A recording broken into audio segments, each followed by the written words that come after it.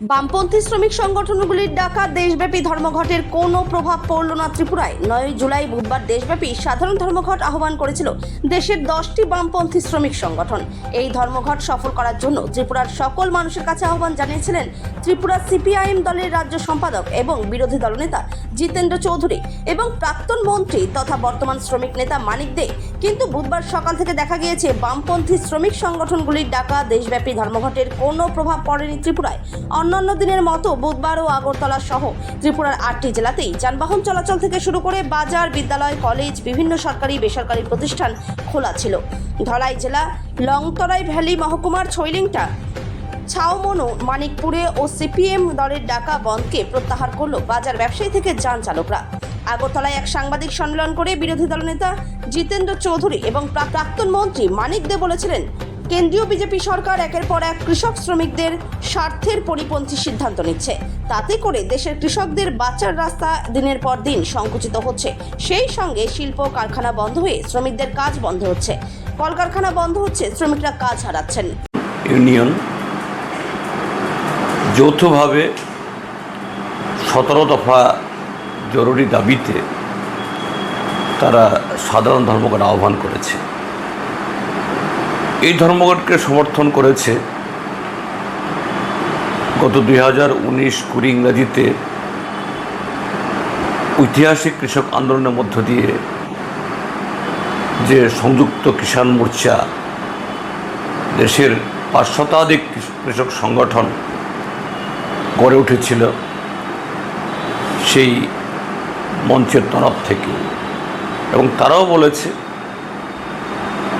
ভারতবর্ষের বর্তমান সমস্যা শুধুমাত্র শ্রমিকদের না, কৃষকদের। ভারতবর্ষ কৃষি প্রধান দেশ, কাজেই শ্রমিক কৃষক উভয়ের জীবন জীবিকা এটা একটার সাথে আরেকটার ওতপ্রোতভাবে সেখানে সম্পর্কিত। কাজেই এই বন তারাও সামিল হচ্ছেন সাধারণ ধর্মঘটের পাশাপাশি গ্রামীণ ধর্মঘটের আহ্বান জানিয়ে।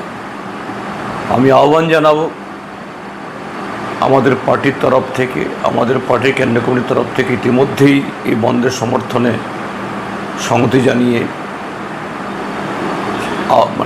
দেশবাসীকে আহ্বান জানানো হয়েছে। আমি ত্রিপুরাজ্যের মধ্যেও ত্রিপুরাবাসীর কাছে আহ্বান জানাবো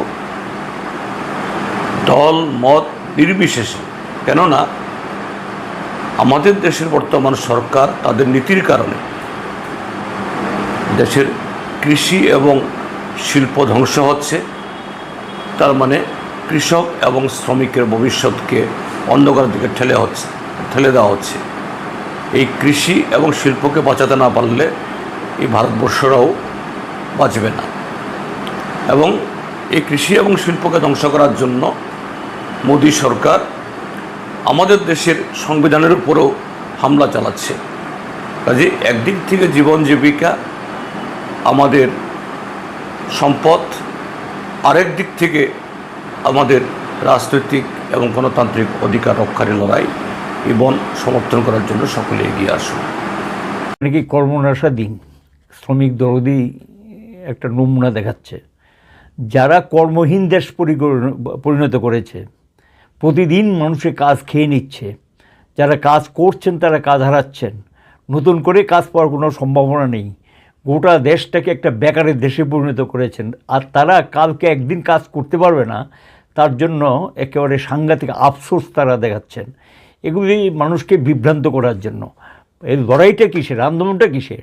কর্মহীন দেশটাকে যাতে মানুষ কাজের সন্ধান পায়, কাজ যাতে পেতে পারে, তার জন্যই তো কালকে লড়াই। এবং এখানে দেখলাম বলতে গিয়ে বলেছে যে একজন অটো শ্রমিক বা ই রিক্সা শ্রমিক তারা কি করে খাবে। এতই যদি তাদের উপরে কেন এই দৈনন্দিন পুলিশি নির্যাতন, তাদের উপরে ট্যাক্সের বোঝা, এবং গ্যাসের দাম দারুণভাবে বাড়িয়ে দিয়েছেন, এবং সিএনজির দাম বাড়িয়ে দিয়েছেন, এবং পেট্রোলের দাম বাড়াচ্ছেন, ডিজেলের দাম বাড়াচ্ছেন, ইন্স্যুরেন্সের প্রিমিয়ামটাকে প্রায় 200 গুণ বাড়িয়ে দিয়েছেন। এ নিয়ে শ্রমিক দরদের নোংরা, এটার বিরুদ্ধেই তো লড়াই।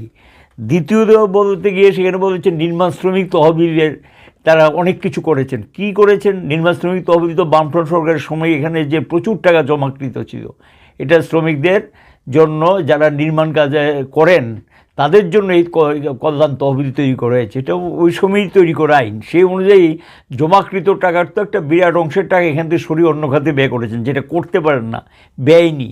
কাজে নির্মাণ শ্রমিকদের অবস্থাটাকে এখন চতুর্দিকে কাজ নেই, হন্য হয়ে ঘুরছেন, এই হলো রাজ্যের নির্মাণ শ্রমিকদের অবস্থা। এবং এখানে বলতে গিয়ে তিনি চা শ্রমিকদের কথা তুলে এনেছেন। চা শ্রমিকদের কথা তিনি বলছেন, চা শ্রমিকদের অবস্থাটা কী? এবং যদি চা বাগানে এতই কাজ থাকতো তাহলে যে বাগান শ্রমিকরা আজকে বাইরে গিয়ে কাজ করতে হবে না, কাজের জন্য অন্যায় করছে, বহিরাজ্যে যাচ্ছে, মাইগ্রেন্ট লেবার হিসেবে বহিরাজ্যে যাচ্ছে।